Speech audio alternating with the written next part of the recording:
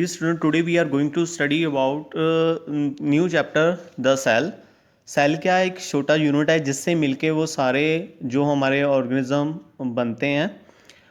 Main objective of the chapter is the discovery of the cell, organisation of cells in organism, variety in number, shape, size of cells, cell structure and function, comparison of plant and animal cells, prokaryotic and eukaryotic sales.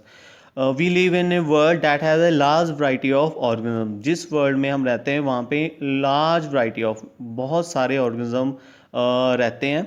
These organism have many similarity. तो उन organism में वो same भी हो सकते हैं और different भी हो सकते हैं. तो सबसे पहले हमने देखना है कि उनमें डिफरेंस वो एक दूसरे से अलग क्यों है. जितनी भी ऑर्गेनिज्म है वो किन एस्पेक्ट्स में अलग हैं. First one is size.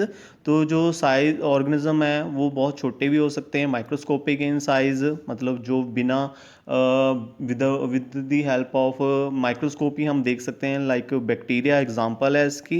And other organism are macroscopy. Macro का मतलब होता है बड़ा, वो उसमें क्या आ जाते हैं, plants and animals.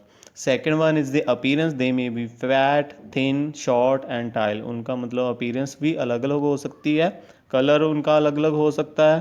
Then habitat, कहाँ पे वो रहते हैं. एक्वाटिक मतलब पानी में रहने वाले, टेरेस्ट्रियल मतलब जो हिली एरिया में रहते हैं, एरियल एंड आर्बोरियल जो हवा में रहते हैं और जो गुफाओं में रहते हैं.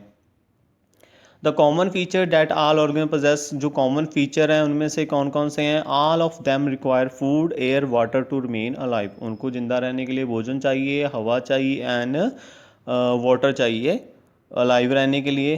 Respond to external stimuli. Respond to external stimuli का मतलब ये है कि वो उनको चेंजेस के बारे में पता चलता है. लाइक इन विंटर गर्मी लग रही है, सर्दी लग रही है, जो भी इन्वायरमेंट चेंजेस हो रहे हैं उनको इन्वायरमेंट, एक्सटर्नल इन्वायरमेंट के स्टिमुलस के बारे में जो चेंजेस हो रही है उनके बारे में पता चल रहा है. And they grow and reproduce. उनकी ग्रोथ भी होती है and reproduction. All these vital activities which allow organs to live are perform by the basic unit of structure call the cell.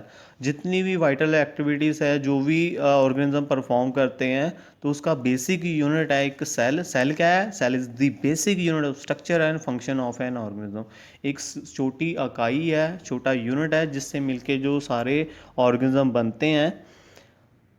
तो जो भी फंक्शन एक ऑर्गेनिज्म परफॉर्म करता है वो एक सेल्स के थ्रू परफॉर्म किए जाते हैं. लाइक उसमें क्या आ जाते हैं, एक्टिविटीज और फंक्शन आ जाते हैं. Respiration, nutrition, reproduction and responses to stimuli. All living organism made up of one or more sales. जितने भी ऑर्गेनिज्म हैं एक या एक से ज़्यादा सेल से मिलके बने होते हैं.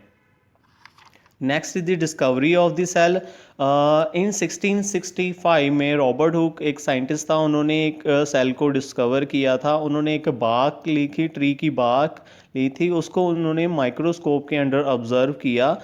देन उन्होंने जो ऑब्जर्व किया था, उन्होंने अपनी अपनी एक जो पिक्चर थी एक बुक में पब्लिश की थी. Book name is the Micrographia. Micro means small, pictures. He observe the number of टिनी boxes. उसमें उन्होंने देखा कि नंबर ऑफ छोटे छोटे कंपार्टमेंट उनको जो स्लाइस ऑफ कॉक में उनको दिखाई दिए थे. तो उन्होंने जो टिनी बॉक्सेस को, उन्होंने अपीयरेंस को उन्होंने हनी कॉम का नेम दिया क्योंकि वो उसकी तरह दिखाई दे रहे थे. इसीलिए उन्होंने उसको जो एक सेल, जो एक बॉक्स था उसको उन्होंने एक सेल बोल दिया. सेल का मतलब होता है लेटिन की लैंग्वेज में लिटिल रूम, छोटा सा रूम होता है. रॉबर्ट हुक की डिस्कवरी के बाद 150 ईयर्स तक जो है इसकी स्टडी चलती रही. बट अब जो है मेथड्स, जो टेक्निक्स न्यू आ गई हैं, तो इसलिए अब सेल की स्ट्रक्चर एंड फंक्शन के बारे में ज़्यादा जानना इजी हो गया है. थैंक्स.